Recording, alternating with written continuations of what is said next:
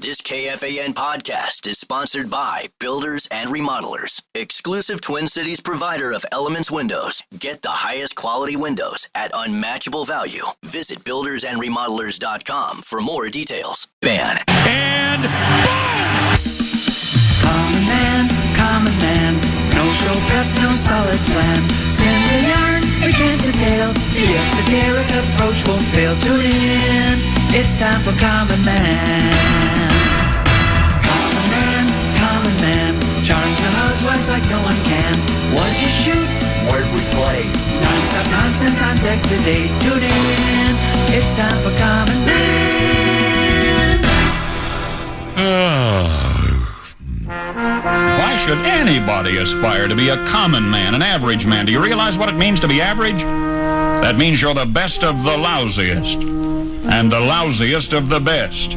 Now, if we demand more and more for producing less and less, while the have-not nations encourage and inspire and indeed require hard work and maximum effort, if we deify the common men while they encourage and reward the uncommon ones, well, the end result of such a lopsided race as that is too obvious to require elaboration. I mean, it's like, hello?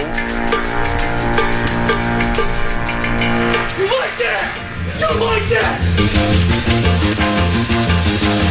You know, sometimes when you practice, you'll set up chairs. You know, and you run through chairs just to show zones and stuff. The Viking defense looks like it's chairs.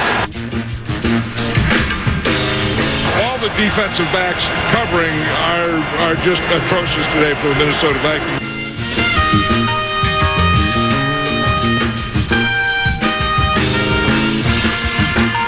You stay classy, San Diego. Cam Dantzler, what are you doing? Boy, how disappointing is that? And that's ridiculous. We're the state of hockey, and I think that proves it, so. I've seen enough out of Cousins, Paul. Put him on ice. This is not Detroit, man. This is the Super Bowl.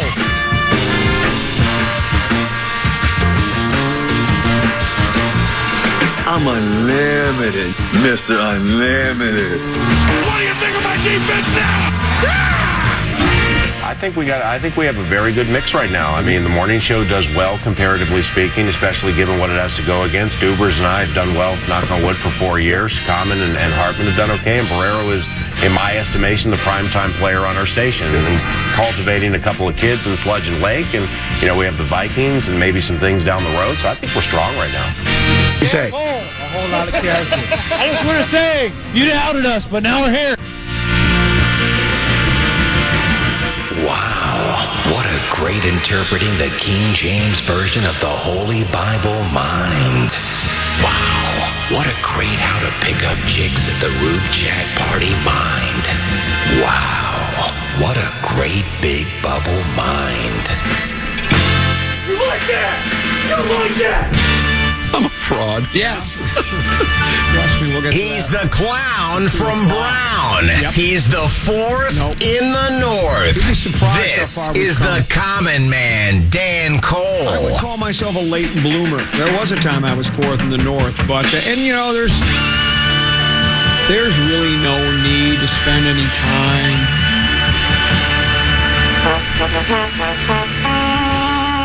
Because I don't like to talk about myself anyways, and I'm very humble and lovable, so we're not going to get into, but I'm a late bloomer. Let's just say we're doing quite well. Better than we've ever done. And, oh, thank you. And that's saying a lot, because we've done pretty well over the years, too. So to be doing better, as a matter of fact, of the four mains, I'm showing the greatest improvement. And I don't know why, but I just want to... Because you started at the lowest point? Well, I started, yes, it was, you know, I used to always say, if the fan air talent were like a totem pole, you know, our Native American friends used to do totem poles, I'd be the part that's in the ground. But that's also the base, right? Yeah. And, you know, I'm a radio dinosaur, and the fan is my La Brea tar pit. Someday archaeologists and paleontologists will sift through the rubble and find my skeletal remains and my mummified lips. See, I was corrected.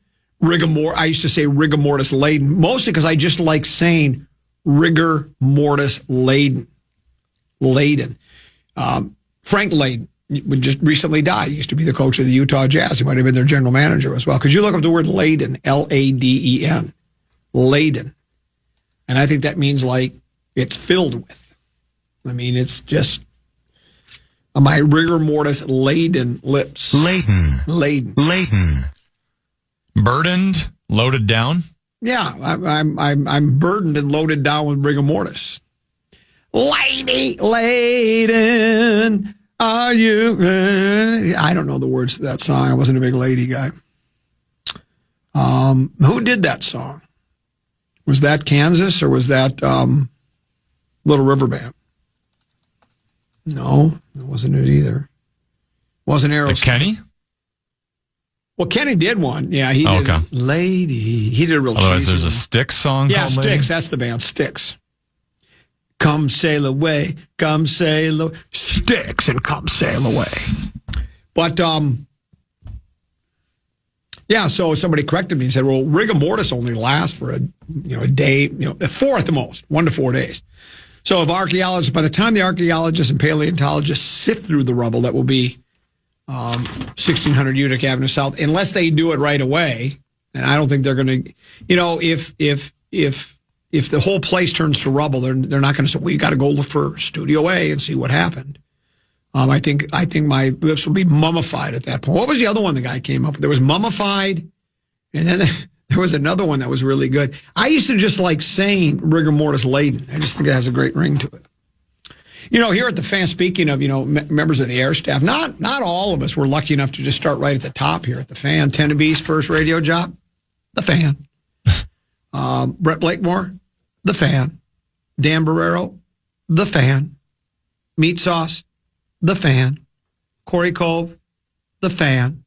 PA, the fan. And I think numerous others. JG. I don't know, maybe Nordo has some stops. I think. Nordo was at Twin Cities News Talk before here. Well, but yeah, that's major market. It's a major market radio. But right, not here at the fan. But they didn't have to. They started right at the top, much like Mark Rosen. Never spent a day in the minors. Not all of us were that lucky. My first job was back in 1981. I was a newsman at KQDI in Great Falls, Montana, and I was looking through. I have an office here now, Tenby. Just love at the end of the day. I go to Swedberg's office every day and go, because he's always the last to leave. That's why he's going into the Country Music Radio Hall of Fame. He's going into the Country Radio Hall of Fame. Think about it. Country Radio Hall of Fame. Well deserved, too. Yeah. And I know everybody likes being in the Pavic. It's a cute little Hall of Fame. This is the country. They're bringing it to Nashville. I told him I'm going to start. Is there a sports talk Hall of Fame, by the way? Like national? We could look that up. Maybe you could Google that. And then I'll ask you to Google like 5 or 6 other things. I'll say something, ask you what I said you won't know. And then I'll be like, well, how do you not know? And you go, well, you got me doing 13, 14 things at once. And then I'll do the line, can you chew gum and talk at the same time? And you'll say confidently, I can do it. So I told Swedberg he's getting inducted. I said to him, I'm going to start calling you. I call him the legendary Mark Rosen. He's the legendary Brian Oak. If you're legendary, I think you deserve to be called legendary. And I said, I'm going to start calling you the legendary Greg Swedberg. He goes, if you start doing that, I'm going to start calling you the unemployed Dan Cole. So I got the message. If I call him the legendary Greg Swedberg, I'll be fired. I'll be fired. I'll be fired. And I don't want to be fired. No. Because then everything I own will expire. Expire. You could just retire. Retire. Yeah, trust me, I'm not going to retire. I'm not leaving town. And I'd be... Can you say the urinated word on the air when you say... Can you say P-I-S-S-E-D on the air?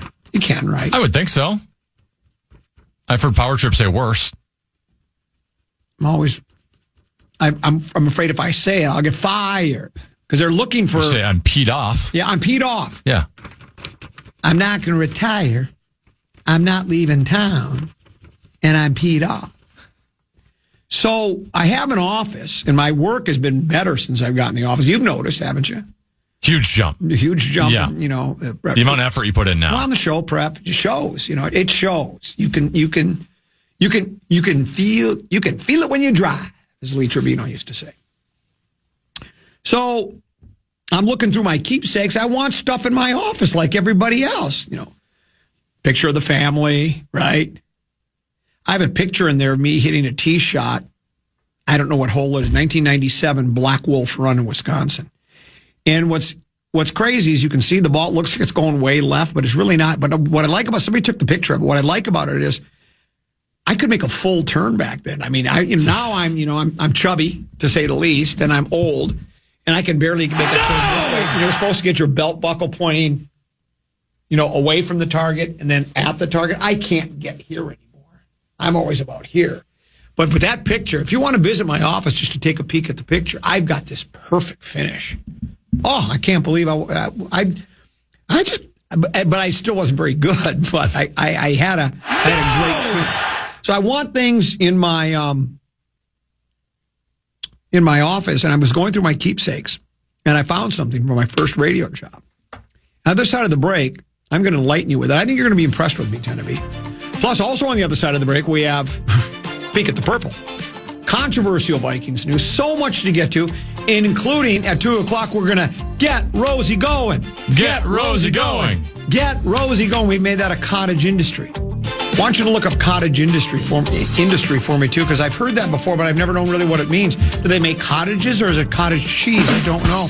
Great song by Dave Wagner and Crow called Cottage Cheese. Wonderful tune. You hate cottage cheese, don't you? Yeah, it's yucky. You like lasagna, though? Yes. There's cottage cheese in lasagna. You know That's that. right. It's a small ingredient. But you do know it is in there. I just want to make sure. So you kind of do like it, but you just don't like it plain. I don't like it on its own. Yes, correct. Yeah.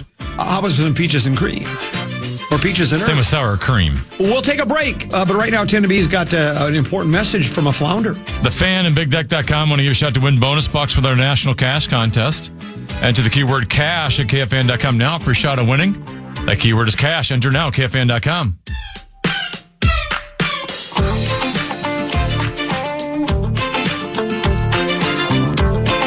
KFAN.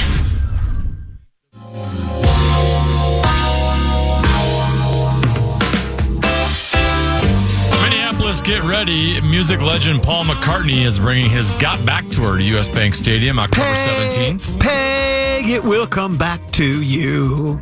Tickets drop July 18th at 10 a.m., but beat the rush. Asia, when all my dime dancing is through. Register now for the artist presale at paulmccartneygotback.com. Sorry. That was my cue. I learned to work the saxophone. Just call me Deacon Blues. I feel like I have to do the next part in the voice. Okay. One night, one icon. Don't miss it. Miss it. Don't miss it. Full details available at KFAN.com. Keyword calendar. Time now for Peek at the Purple.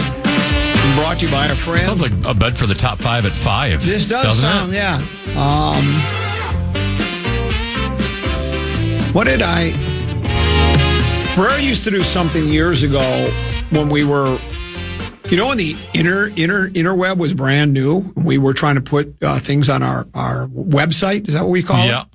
So we were supposed to do like blogs. And Brer did morning mix is what he called it. Yeah. And was his way to keep writing. Correct. And I decided to do, what did I call mine?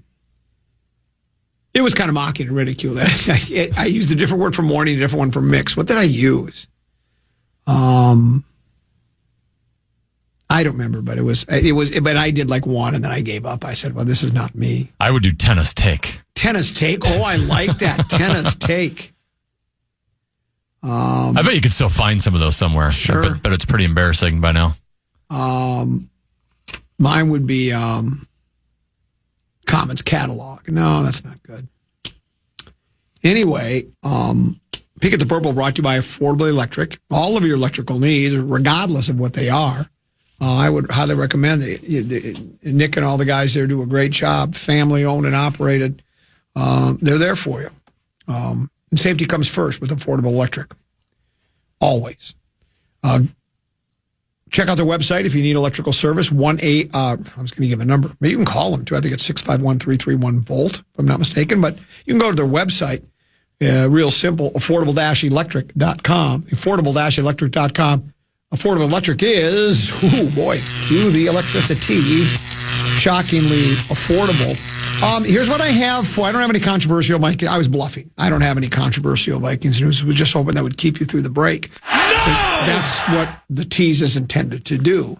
And then you're supposed to pay it off. And this guy, you might consider this controversial. I got a complaint. That's interesting. We take the 5 C's here: compliments, complaints, concerns, comments, and questions. And we take them via mostly the Bradshaw and Bryant KFAN text line at 64686. And I tend to play this soundbite during the open, and one of our listeners took umbrage with it. Umbrage. Sometimes when you practice, you'll set up chairs. And you run through chairs just to show zones and stuff. The Viking defense looks like it's chairs. So you played that. You and I is probably my favorite. My favorite sports analyst comment in the history of sports analysis. That's the late John Madden from Albert Lee. Or no. What's the one next to Albert Lee? Austin? He was or is it Boston? He was either from Austin or Boston. It could have been, actually, he was either he might have been from Medina or China, Fargo or Key Largo, or what's another one? Chaska or Alaska? Chaska or Alaska, I'm not sure. But this one says, Common, you played that annoying John Madden quote during your show open, so I tuned into a competitor's radio. Oh, no. Instead, I will eventually check back. But if I hear that again, I would just keep tuning out. And so I sent back, well, you're the only one that doesn't appreciate it. Your skin is too thin. You're showing your colors, and that color is really 3, purple, white, and gold. Relax, it happened. Was it 2000? I think it was in 2000. That happened. How many years ago was that now? It was the 2020. 25 years ago. Yeah, 25 years ago, and it still bothers you. It's funny. And it was the truth. They looked like time, chairs. Yes. Yeah. The Giants had a 40. It ended up being 41. Meat sauce was the final score. Kerry Collins looked like Phil Collins on the drums during his heyday with Genesis. He was like a combination Montana, Baugh, and Johnny Unitas. He was brilliant, and they carved this up. It's just a fact. I always love that. And he's annoyed by it because it's still bothering him after all these years. And it's because it's what I've been trying to do ever since I started here is just don't take it quite so seriously anymore. It's unfortunate because the best part of that, what I've been told, is that behind the scenes, the Viking coaches were telling media members, and I wasn't one of those media members, they were so confident they said, we're going to win by 3 tutties. They thought they were going to destroy the Giants. Weren't they big favorites in that game, and too? They were big favorites. They thought they were going to destroy the Giants. We're going to win by 3 tutties. They didn't even compete. 41-0. They must have thought, I think that was a combination of circadian rhythms, time zone, jet lag, and maybe not knowing what time the game started. A combination of all those. Just don't get so... Come on, man. I once had somebody who I met for the first time, this is a while ago now, that first thing I introduced myself, and they went off for like 2 minutes on how bitter they were that we kept playing the Holy Cross highlight. They were such huge Gopher hockey fans. Don't they understand that he literally hated me because we would play that soundbite over and over. It's like, the sound is... It's 1 minute of brilliance. Yeah, it's so good. It's 2 guys that completely lose it over Holy Cross beating Minnesota. I mean, for them, they compared it to Miracle on Ice. Do you believe in miracles? Yeah. Yes, I do. They were excited. It's so over the top rubidity. It tops pretty much anything PA's done, don't you think? I mean, PA can get pretty ducky. He can't go that high. But I don't think he can get. I don't think he's ever gone like that. It's just so good. So there's your peek at the purple. I'm brought to you by our friends at Affordable Electric. For all your electrical needs, visit affordableelectric.com. We did have some Vikings news today. Oh, you do? Well, yeah, why don't you go ahead? I texted it to you. Oh, sorry. I didn't check my handheld. Vikings wide receiver Jordan Addison's jury trial stemming from his 2024 DUI citation remains set for today in Superior Court of California. Addison has pleaded not guilty. Adam Schefter adds that if convicted, Jordan Addison could be facing a baseline 3-game suspension per NFL policy. Tell me if you can name this song about a. It's one of those story songs that tells a story, and it's about a crime that was committed, and then about the legal process. And the judge said guilty in a make-believe trial, slapped the sheriff on his back with a smile and said, "Supper's waiting at home and I got to get to it." That's the words to the song. It's brilliant. It's like, and the judge said guilty in a make-believe trial, slapped the sheriff on the back with a smile and said, "Supper's waiting at home and I got to get." The guy was just railroaded. There was no trial. What trial? Fight? There was no fight. That was Vicki Lawrence in The Night the Lights Went Out in Georgia. Uh-huh. My storytelling song was pretty good. Here's someone. I love the Madden soundbite.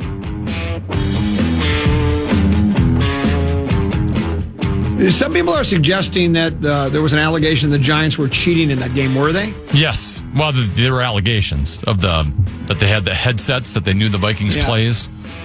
I think it was just because, that would explain why they were like chairs. So good. It would definitely, if they knew the plays, then that changes things. Then the other soundbite where he says, every defensive back for the Minnesota Vikings has just been, what does he say? Atrocious. Well, should I play it, or do we fear some people leaving and switching? Play it. So all the defensive backs covering are just atrocious today for the Minnesota Vikings. You don't have to look up the word atrocious, because if you do, it'll just show the Vikings secondary from the NFC Championship in 2000 is what it'll do. We'll pause, come back. I don't like talking about myself, but I've got some history here, some common man history from my very first radio job. You'll love it, Kennedy. We'll get to it after this, here on the Common Man program on the Fan.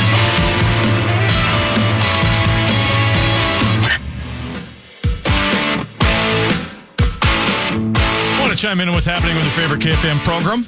Make your voice heard on the Brad, Sean, Brian text line. Let us know what you have to say by texting your message to 64686. That's 64686. Standard message and data rates apply.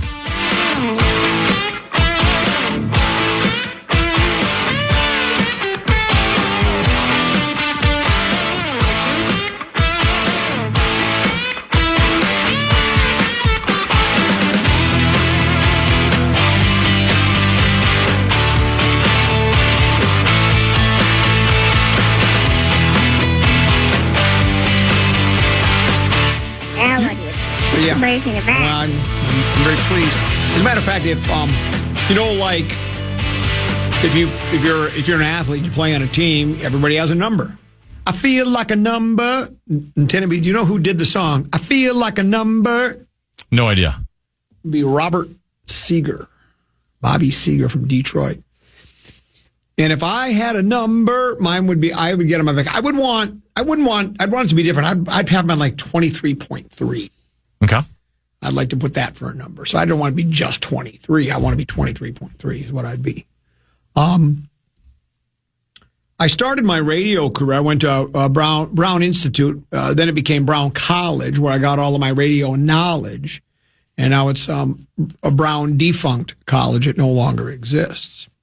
My first job was 1981. I graduated in 81. I went there. It was a 10-month course, $3,200. I had to pay. There was no mom and pa paying for that. That was out of my own pocket.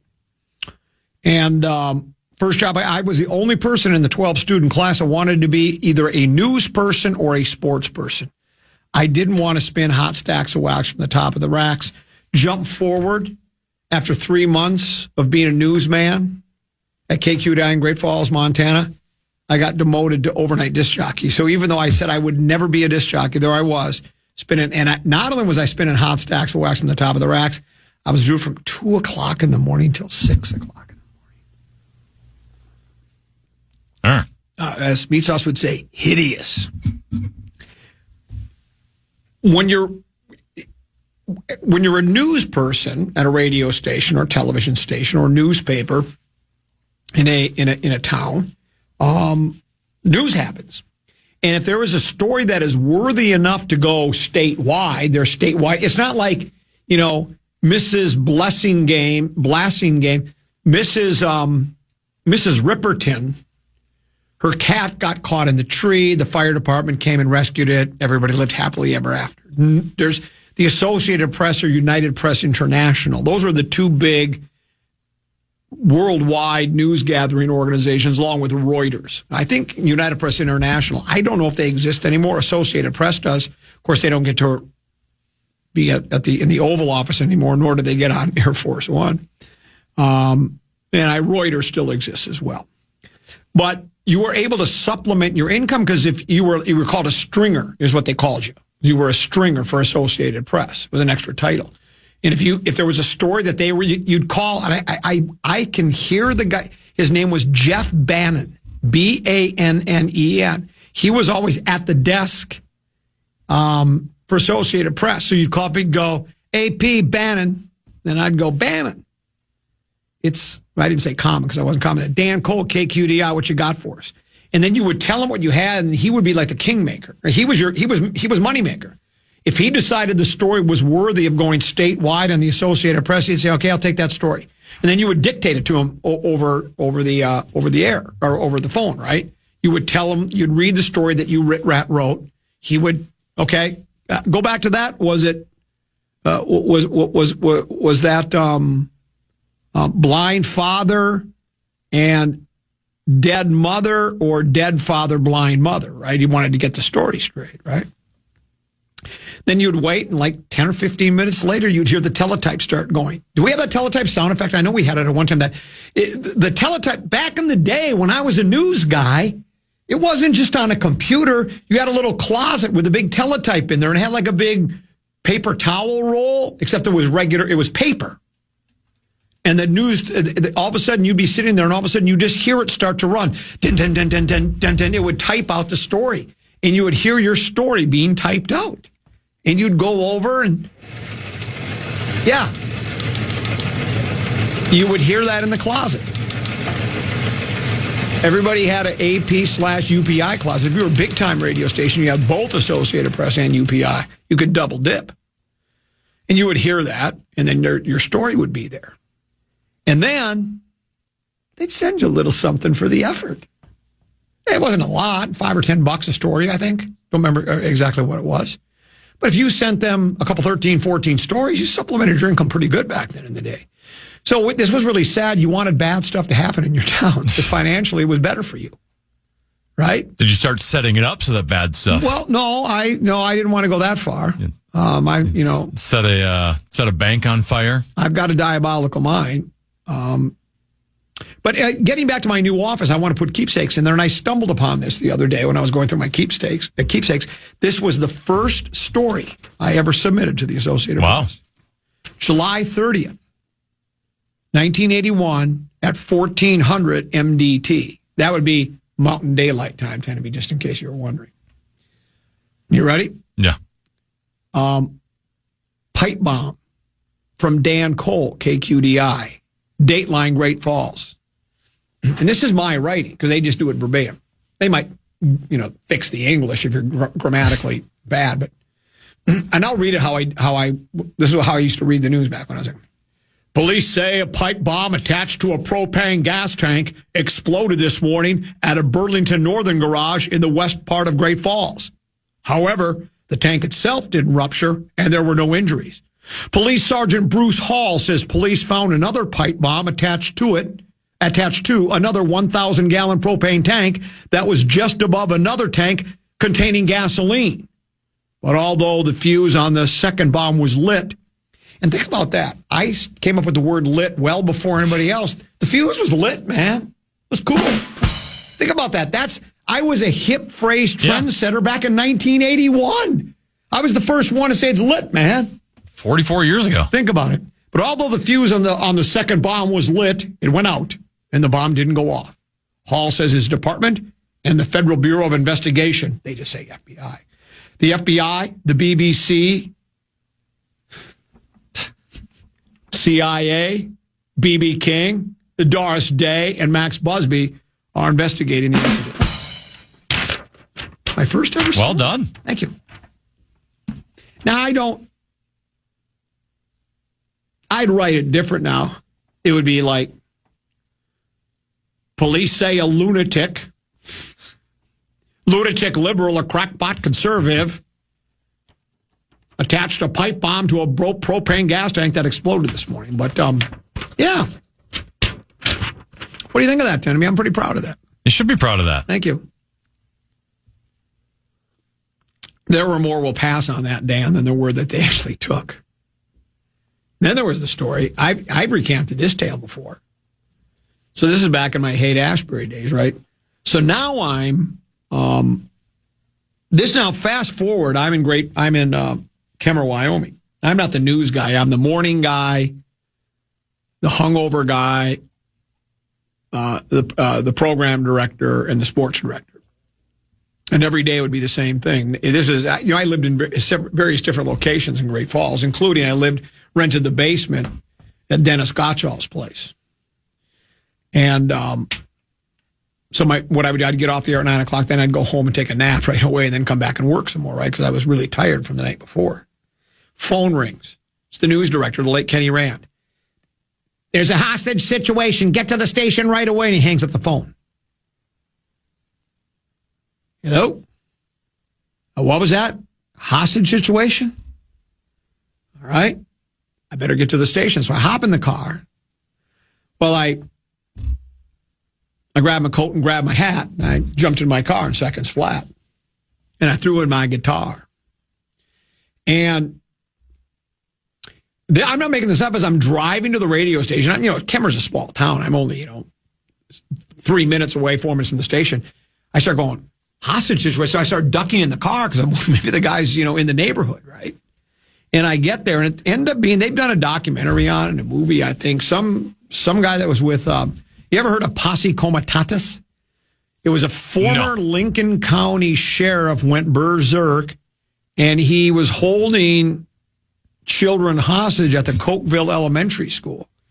I think it was he and his wife, and the bomb ended up exploding, killed the two of them. I don't think any kids were killed in the situation. But news guy Kenny Rand went to Cokeville to cover the story, right? So I'm back at the radio station manning the radio station. He's calling in. We're putting his reports on the air. I'm keeping people updated. And I got on CNN that day. Because it was a big story. There's some guy is holding kids hostage out of him. It was a nationwide story. So the phones we got 4 lines, and they're just ringing off the hook. And it's radio, television, newspapers from all over the country calling, including, I was on CNN and the BBC. I was also on the FBI, the CIA, and B.B. King. And on the BBC, it was weird because I first saw, well, thank you for having me. By Jove, Governor. No, I didn't do that. But they had me on CNN, and it was just crazy because they're asking me, let's go to Dan Cole. He's in Kemmer, just outside, about 45 minutes from Diamondville. That's where not Diamondville, but Cokeville. That's where the incident happened. Can you tell us what's happening there? I was there all day. It's crazy. Yeah. Oh, someone just said, if we're canting the old days, can maybe you tell the short version of the boxing promo how the guy scammed you? He goes, from your book. Don't ever think I've heard that on air. Yeah, I did. I did get scammed by the late Pat O'Grady.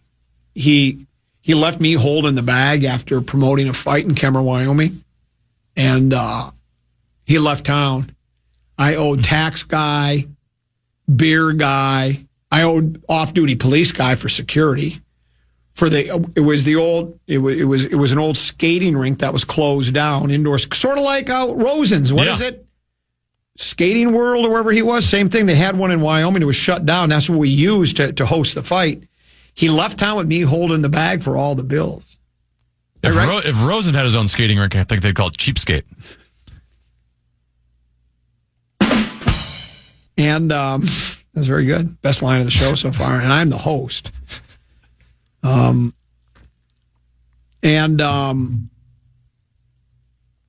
had to take out a $1,500 loan because that was a lot of. It was $1,500, and that was a fortune for me. My checking, you think is low now? I had no checking income. I was living check to check. I had to go get a loan, and but like I write in the book, I didn't hold it against her. That $1,500, that 2 weeks when I promoted that fight was two of the most enjoyable weeks of my life, man. It was so much fun. Putting up fight posters and getting the tough men competition ready and doing the whole thing, finding a ring. We got it out at the Exxon plant. It's like they had a boxing ring out of the Exxon because they're building a natural gas. It's the largest natural gas processing plant in the world, and I think it still is. And when they would build it, they built it, and then they would the workers would live there. It's 25 miles out of town, and it was like a little city out there. You know, they fed the people out there 3 square meals a day. They had a dining hall. They had a gymnasium, rec room, everything, and they had a boxing ring. And we caught wind of it, and we went out, and they said, you can use it. So we went out. Jerry Kovach, he owned 189 Liquor. He was a ranch guy, too. Jerry Kovach, 189 Liquor. Jerry went out and got the ring and set it up for me. The whole town loved it. And, and he left town holding me. I was holding the bag. I have the picture of the letter I sent O'Grady. I sent it certified mail because I wanted to make sure he kept coming back, return to sender, address. He never accepted it because he knew what I was looking for. I was looking for my money. Pat, my letter, it's in the book. I said, I don't understand how we didn't make any money. I mean, we sold all sorts of tickets. Well, he told me the greatest lesson of all time. We had $20 tickets, $15 tickets, $10 tickets, and $5 tickets. And we only had about $25 tickets. I said, how come we don't have any money? How come we have so few of the $5 tickets?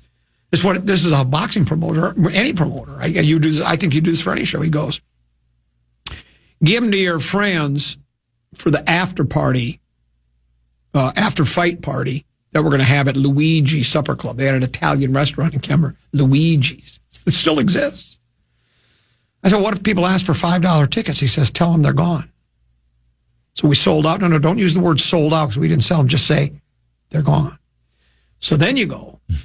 So if you're the ticket buyer, they're gone. I mean, the 5s are all gone already? Well, I better buy some of those 10s right now. Sure. See, so you create a market for tickets because they're going fast. We don't have any $5 ones left. They're all gone. Now, I didn't say I gave them away to buddies just so they could show up at the after-fight party. Then he said, give me three places where you want to sell tickets out of. So it was my 3 watering holes. It was the Frontier, the Oasis, and a 189 Liquor. Okay? He said, give each one of them 2 $20 tickets, 2 10s, and 2 15s. I go, we're not going to sell very many tickets. He goes, no, you're going to sell the tickets. He goes, if you give them a handful of tickets, they're just going to sit there collecting dust. It's not like the guy behind the bar is going to go, hey, what are you drinking? You want to buy tickets? He's not going to sell your tickets. But if somebody asks for the tickets and buys the 20s or the 10s or the 15s, and the next person comes in, you got some of those tickets here? No, we're all sold out. So once again, you're creating this, my gosh, these tickets are going fast, and we sold the place out. We got to start doing this with our State Fair T-shirt marketing. Yes, they're gone. Yeah. So you make like you make like 10 of a certain kind, and then when people say, like to have one of those, they're all gone, man. They're gone. Sold out. Don't have any more. Oh, he's a genius. Just absolutely genius. Another kid wanted to fight in the tough man competition. We had a 175-pound weight limit, right? You had to weigh 175 pounds or more. Some guy, 140 pounds soaking wet, wanted to get in the tough man. I said, you can't. You got to be 170. Come on, you got to get me in. I can do it. I don't care. And I'll sign a waiver. So I go back to O'Grady. And I go to, I would check in with O'Grady every day. And I go, this kid wants to fight. He goes, tell him, he'll get killed in the ring. He's got to be 175. He was from the Midwest city, Oklahoma. O'Grady was. He said, we can't do it. So I go back and tell the kid, come on, please, you got to let me do it. I go back to O'Grady. He said, I told you, we can't let him fight. Go back and tell the kid. 3rd time, he's begging. I go to O'Grady and say the same thing. He goes, if he comes to the weigh-in and tips the scales at 175, he's in. Kid comes back wearing a big, oversized army jacket, and you can hear weights clinking inside of his coat. Stepped on the scale, Tenneby, he was 175 3/4 pounds. So with a jacket on? With the jacket. That was allowed? Well, sure. It didn't make you strip down. He was in 170. So now we had 9 fighters. We had 9. We only wanted 8. And so, I go, what are we going to do? He said, take the sawed-off runt and put him in against that Samoan guy, the guy from the Exxon plant. He was Samoan. We called him the throwing Samoan, right? Even he was the throwing Samoan before the throwing Samoan, which I think was Sonny Six Killer. You ever heard of Sonny Six Killer? College quarterback. I think he went pro for a while. He was a great college quarterback. What called this guy the throwing Samoan? Well, it was just perfect. I'm not making this up. You can't make this stuff up. They're the very first fight, so it's almost like a box-in, like the play-in, right? Bell rings, and that 140-pound kid comes racing across the ring like he's Mike Tyson. Samoan hits him with one punch and drops him like a sack of potatoes. Kid gets up right away. Referee wipes off his gloves. 2 or 3 punches, he's down again. He gets back up, and then he gets knocked down a third time, and the ref waves it off. So the Samoan really barely even broke a sweat, the throwing Samoan. He ended up getting to the championship and fought a local kid, but it was, I got 2 weeks off the air at the radio station to promote the fight. The only reason we did it was O'Grady was, you can Google this name, Jerry Wimpy Halstead. He ended up fighting the Klitschko's. He fought everybody. He never beat any of them. He was an opponent. But they were starting his heavyweight career from light heavyweight, and then they needed him they needed a fight there. And O'Grady was pals with Jimmy Ray Carroll, my boss, and Jimmy wanted nothing to do with the promotion. He didn't want to get back into boxing. Then he thought, well, Cole will do it. He loves boxing, and he'll want to do it. And I did. And it cost me $1,500, but it was like going to school. I learned from the best. Oh, I learned from the best. It was so good. God, I love it. You never tracked him down within the next 20, 30 years after? He died a couple of years later. Okay. Yeah, he was in his 60s, and I don't think he was in great health. His son was Sean O'Grady. His son was at one time the lightweight champion of the world.